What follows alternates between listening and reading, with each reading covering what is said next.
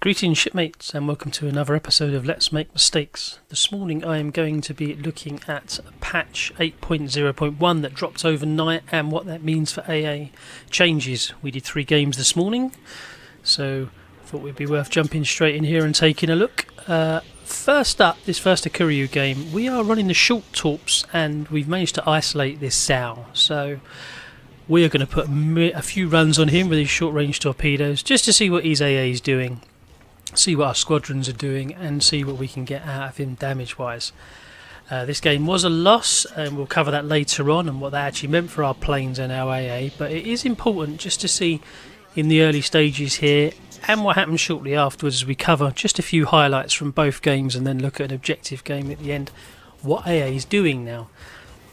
First impressions are it's doing a lot better than it was before. As you can see, my fighters, I'm not healing deliberately here, are taking a lot of damage and I wanted to know what I could get out of a squadron and how many runs we could get away with doing. Now we managed to get 2 runs out of this lot already. We've lost a few aircraft on the way.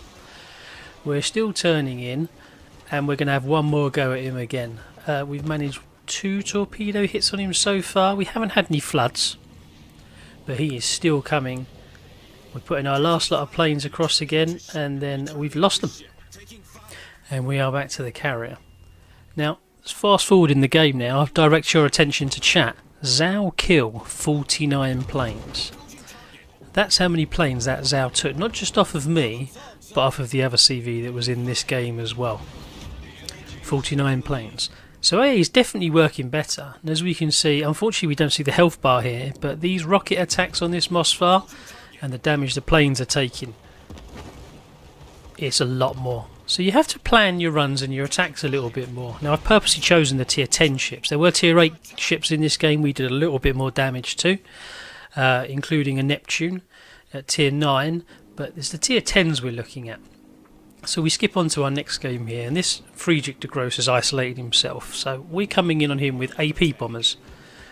This is quite early in the game, but he is dead stationary and he's got a little bit of space around him, so you know we should be able to run down 4 attack runs on him. So there's our first with the Citadel. We are going through quite a lot of flak here and we are going to start losing planes. Well, unfortunately it doesn't show quite as clearly because again the health bar is missing from the bottom of the aircraft, but we do lose them. So we do end up, I think we got 3 runs out of this on this Friedrich. We're going to go and drop another load of AP on him, see what we can do there, because he's not moving, he's got a little bit of space around him, but we're under a lot of AA fire, and as you can see now we've only got 5 planes left in our squad. One of those is burning and seriously on fire, so we're going to try and make our 3rd run down him again. This game cost us a lot of aircraft. What I did was just committed everything to the calls to see what we could end up with, and we'll look at those bits later on in the game. Basically we did a lot more damage over the course of the match, but we didn't what's the words I'm looking for here, we didn't think about what we were doing. We just flew in like we did before and just dropped ordnance off. So this Kurfürst was the bane. If you notice down the bottom there, I'm out of rocket planes. I'm down to 5 torpedo bombers on deck and only 2 AP bombers, and we are trying to recover aircraft, but because of the ferocity of the AA and my approach is to try and just fly in amongst 2-3 ships now, trying to do the drops, trying to get the damage away, that we're just not capable of doing it anymore. If you want to commit through multiple battleships, multiple cruisers and even the DDs, we did see some good DDs earlier that we took some damage from, and they will start shredding your aircraft now. So there's more balance and more impetus on. You'll notice I'm really just flying straight in here just to put the power down and try and get planes back. But on the flight deck right now we've got 7 rockets, 1 torpedo and 3 AP bombers, so my options are limited on what I can do. I was literally forced here to send up a rocket squadron, I believe, just to try and start a fire, because that's all we had available. And this was only because I overcommitted the aircraft. I played the same as people were trying before, just throw planes at the problem and eventually see what's going to stick. And it didn't work. So it was a good experiment.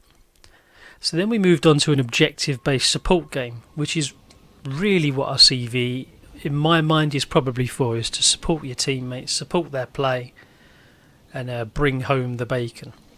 So I thought this might be worth looking at the whole game to see what was different, and then at the end I'll look at the 3 scorecards for each game and what we ended up achieving. And I can tell you now, we lost a lot of aircraft in that second game, but this game here was objective based only, and we decided to keep pressing away and supporting the play on both sides of the map to maximise our map control. So I've taken off with rocket planes on this one. There's 1 DD on the opposition side, and my first thing here to do now is to go through A and try and spot and see what we can find. If we can pick up a few spottings, get an indication of what's going on, what's coming towards us.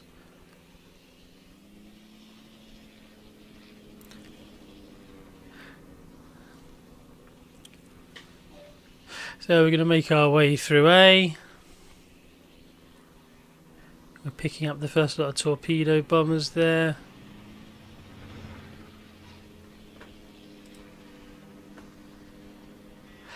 Just a little scout around to see what we can find. Now chances are he dropped a fighter squadron off there, that there's probably the DDs coming in around here. I do apologise for the quality of the replay. For some bizarre reason it seems to be staggering a little bit, even though we've got a good frame rate on the record. I'm not sure why that is. I think it's something to do with the replay files though. Hopefully it doesn't spoil it too much. So we've done our first round of spotting there. Now I'm still guessing that the DD is probably round the other side. He's probably going to be around A. And I was hoping to pick him up, because the CV did drop off his fighter squadron. And now we don't see him around C, but they've got quite a heavy push on there. Now my first impressions were maybe that's St. Louis pushing up to support the DD. And maybe he's not, but there doesn't seem to be anything coming through. So we're going to swing, trying to stay away from this AA, because you can already see I'm keeping a reasonable distance. In the meantime, now Midway has decided he wants to fly down the bottom of the map and try and torpedo me, which is fine. I'm fine with him doing that, because he's not going to do enough damage to sink me. And now we've noticed that A is starting to be capped. So I start making my way back over there. I've dropped a fighter squadron off for the 52, so he can hopefully get Charlie taken care of. We're taking heavy AA fire from the right hand side, but our health bars have disappeared again. So as you can see, some planes are being lost from the squadron. And now we've arrived back on Alpha. If the DD's got his AA off, we don't know where he is. But he's only got 1 puff of smoke. So we'll just go for the middle of that and get our reset on him. Bring our planes back around again. Now I can see the dive bombers coming in behind me, but I'm just going to see if this Shimikaze comes out. He's not going to yet. So we're going to fly back through, see if we can get another reset on him. We notice the fighters have just been dropped off on us. And now we're getting the warning about the fighters coming in to attack us. So those planes are depleted and they're on their way back to the CV. So next up, torpedo bombers. As I can't see him in the smoke, the plan here is to just bring the torpedo bombers in. Now these are the 8 kilometre drop ones. Is to just drop them short and see if we can get a contact on him in that smoke cloud, because it's quite small, so there is an opportunity there that he may not have moved in time and we might be able to find him. In the meantime, we have managed to secure Charlie. The 52 managed to do that unharassed, because we left that fighter squadron there for a bit. The Montana did push in and got himself killed, so that's that one taken care of. Now we're going to fly into the AA fighters here, and then we're just going to send that squadron back. They've dropped off their ordnance, and you see they're still taking damage, and that's now changed, and we're back onto our rockets again. It's still very early in this game. We don't have Bravo yet. Unfortunately, we didn't manage to secure Alpha because we are sitting quite passively back from it. So even spotting the DD right now is going to cause us some concern for actually shooting at him. But shoot at him we shall. I've dropped another fighter squadron off there to defend the Yamato, and maybe the Bismarck as well, from those torpedo bombers that are coming in from the Midway. As I said, this one was more based on objective play and trying to support the team effort as opposed to just flying my CV planes around and trying to maximise the amount of damage. Because as we looked at in the earlier games, if they stay in the groups like they are now, it's not very easy to do.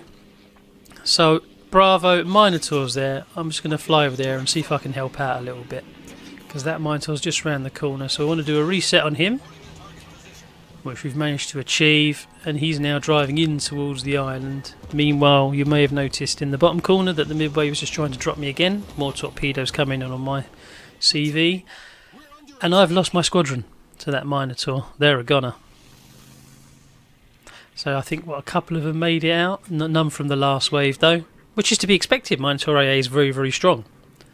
So because they've got more singular targets, and I'm playing more to the south side of the groups of ships, I'm keeping my planes alive longer so I can get them back to the flight deck, get them cycled on the flight deck, and get them back up into support roles again. This is not going to be a big damage game, I tell you now, but we try to support where we can. So we're bringing the torpedo bombers round. They were originally taken off to try and take care of the Minotaur, so I've heading my way over to Bravo just to help the 52 out again, because he's now made his way into the cap, and there is a Des Moines round the other side. I've dropped a fighter squadron off in case the CV's decided to swing around there and maybe try and get the reset on the 52 just to try and dissuade him from going in there early, and our fighters are now circling. And then you'll probably notice again down the bottom there's there's HE bombers, from the midway heading towards my CV. He's dropping me again. Still not a problem. The auto consumables is probably worth talking about. Now, I was a strong proponent of not liking them before. I'm not going to say I completely dislike them now, but they've not affected any of my gameplay as such so far. That may change from more and more games later on, but it hasn't been as much of a concern as I thought it was going to be in many others. Now I'm going for a short run here, so you can see I'm dropping off my 8k Torps, but then I have to turn away immediately because of the AA damage. So you'll notice the boost bar starts changing now as I start using a little bit of it to just avoid the flak, to either increase speed or decrease speed to change my turn, because it's pretty nasty getting into them clouds now, which is the way it should be. You know, if you're going to run into a cluster of ships, then you're going to run into a cluster of trouble. We're going to run down here. Unfortunately, we're going to go through some flak, take a lot of damage, and we're not going to even commit the last wave of bombers. We just pulled those ones out and sent them back to the aircraft. So they didn't drop off their ordnance, so there's no threat to the opposition ships, and they're on the way back to be recharged. Live to fight another day. And we didn't overcommit too much either. Now again, we can see more torpedo bombers are coming in from the midway. He's just not getting the message here. I've got my sector is reinforced on the left hand side of the Hakuryu, because he keeps coming from that side, and I'm just going to leave it there. The boat's not moving at the moment. I don't feel the need to move it. I'm just continuing to play the objectives, continuing to help my team get these objectives secured. And we have been able to, on the far side from Charlie, they've managed to push through the cap to start flanking, and we have managed to suppress here. Now I've seen those torpedoes that were coming through towards the Yamato, so what we're doing here is having a look, because that means the gearing must be close by. Meanwhile, we did manage to hit that Republic, and I have notified my team there's a flood on the Republic in case we can get any fires on them to continue the damage process. There is a flood on the CV. That's only one flood. That's going to flood for a while, but again, I'm not overly concerned. The CV can just take care of itself in the background. It's not in detection range right now. And now my planes were spotted, so we find the gearing.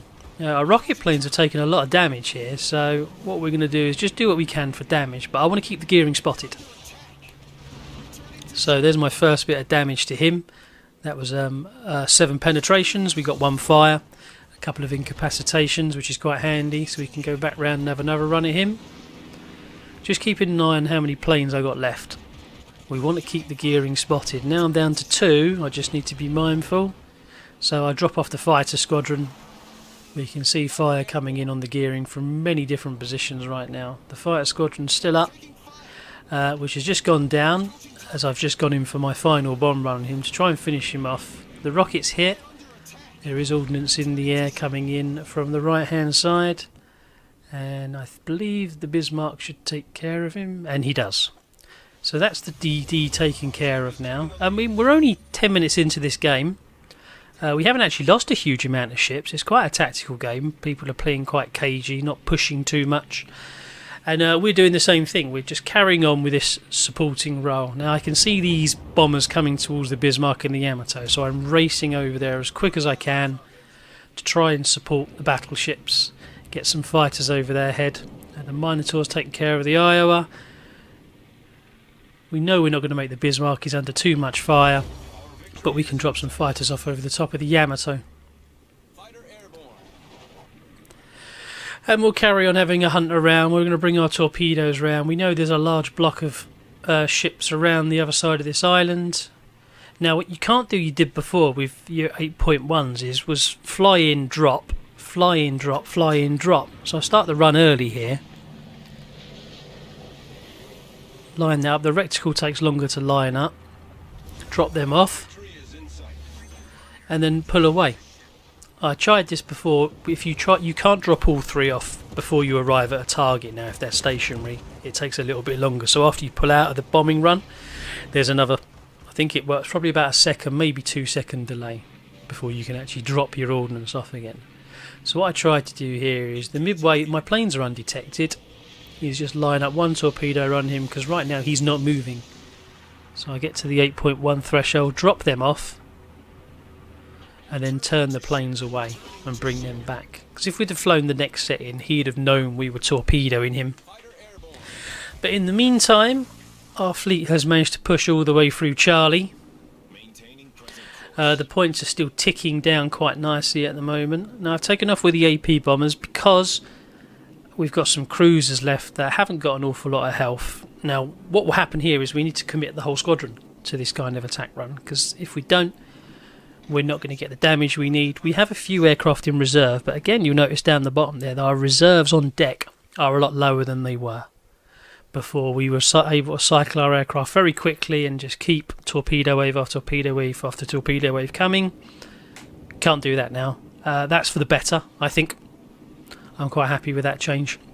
I think everybody else will be as well, and certainly from a DD perspective. So we are going to have a look at the Des Moines, but I've noticed the Zhao up there. He's pretty low on health. So we're going to drop down on top of the Des Moines. Drop our first lot of AP bombs off. We are under quite a lot of fire here. It's just not, again, the health bar's disappeared. It's not showing. And I'm using the boost to slow, turn and try and manoeuvre my way out of the flak. And we're getting away from him. And we're going to run at the Zhao and hit the Zhao. And that will conclude the changes once we hit him. And so far this morning, I think they're a very good positive, and long may that continue. Approaching target.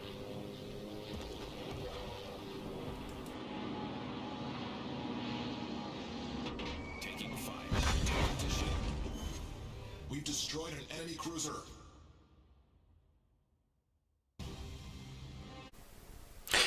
So let's have a look at the first Hakuryu game, which is the first one I played. This had the short drop torpedoes on it and not the long range stealth ones. I'll get onto those in the next game.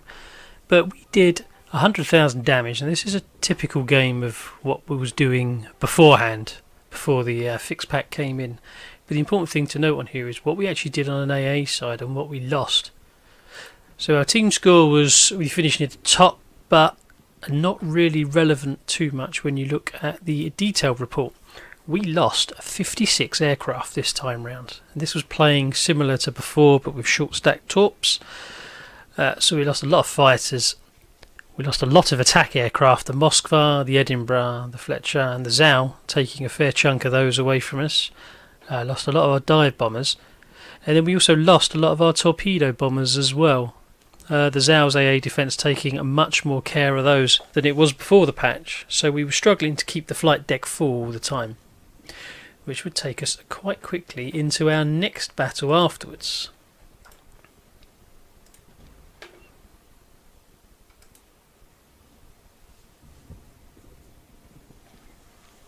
While this game did end in defeat, it was more the damage output, and again what we did for a capacity for team support play as opposed to just hunting our targets and attacking them. Yes, we did overall more damage. The amount of floodings were reduced for the torpedo hits we got. but I was forced to use different types of armament a lot more because I didn't have the flight deck fully stacked. Team score, it kept us up there, but not fantastic. But now the detailed report, because we went into a lot of those videos as we saw before, we lost a lot of our aircraft. We lost 81 aircraft in this battle. The fighters, they were being shot down while they were patrolling. We lost a lot of our rocket planes. Zhao took care of a lot of those again in this game. Dive bombers and such, they were being shot down at will as they were going in while the ships were grouped up. And torpedo bombers there, the Kerfuffles, were taking care of a lot of them. So we was not able to get all of our ordnance through in this game. So the more we committed, the more planes we actually lost. So we had to be a bit careful, because there was points down there where we had zeros because we had no squads to get up. So we needed to be more careful.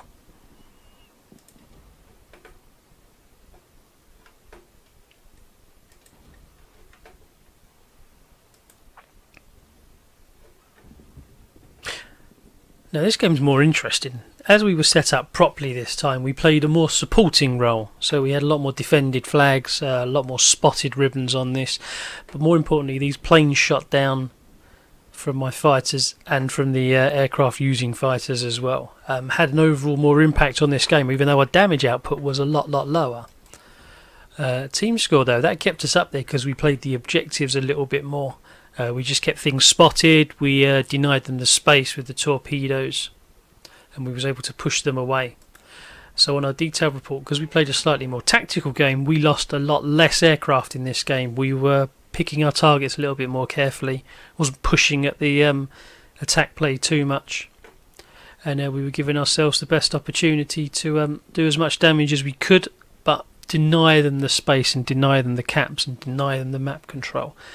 And that was the biggest difference between the two games. Overall, I would say it's a positive start from where we were. They've listened to the feedback, they have acted and made changes. AA is stronger. Obviously, the more people that are playing later, the more ships are on. There'll be more opportunity to try out different things and see how they're working. But the early impressions are today is you need to be more mindful, which is what needs to happen really. You can't just spam the torps, hit the F and fly back. There is no penalty. There is a penalty. The planes will be attacked on the way up. You won't have as many back. And as we saw in that second game, we were deplaned, which is what the objective was, I suppose, at the end of the day. So nothing to complain about. I think it's all positive so far. I'm still enjoying it. There's obviously still a long way to go, but really positive first steps, and I look forward to the next lot. Until we sync again, thank you for watching. Please like and subscribe and comment below. It would be most appreciated. Thank you very much. Bravadoh out.